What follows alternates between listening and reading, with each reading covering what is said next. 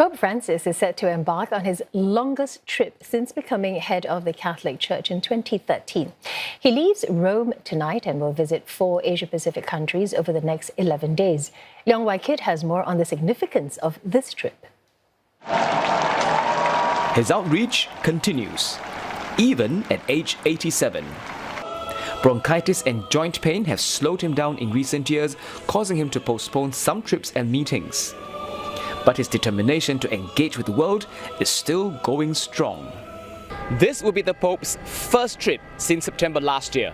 He'll be leaving from the Vatican City and travelling to Indonesia, Papua New Guinea, Timor-Leste and Singapore across 11 days. His longest trip since becoming Pope, both in terms of the distance covered as well as the number of days away from the Vatican. And this trip would certainly be one that holds great significance, especially since Asia is considered to be an important region to the Vatican. Throughout his papacy, which spans more than a decade, Pope Francis had made 6 trips to Asia. He appointed bishops from all over Asia, cardinals from every country in Southeast Asia, including Brunei, including Laos. He does it to express the ideal of a universal church, that this is not a European church, this is not a Western church. One key theme of this trip is inter-religious harmony. Pope Francis set to engage not only with local Catholic groups, but also leaders of other religions and political figures.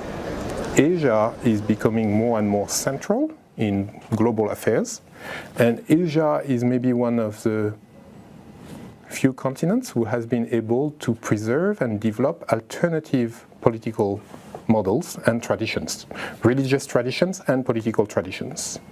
And so if the Holy See wants to be truly universal, it has to engage with Asian traditions that have been extremely resilient and creative in engaging with modernity.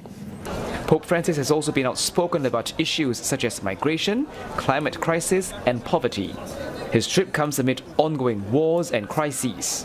And the Pope has, in the past, voiced out against violence in Ukraine, Gaza and Myanmar.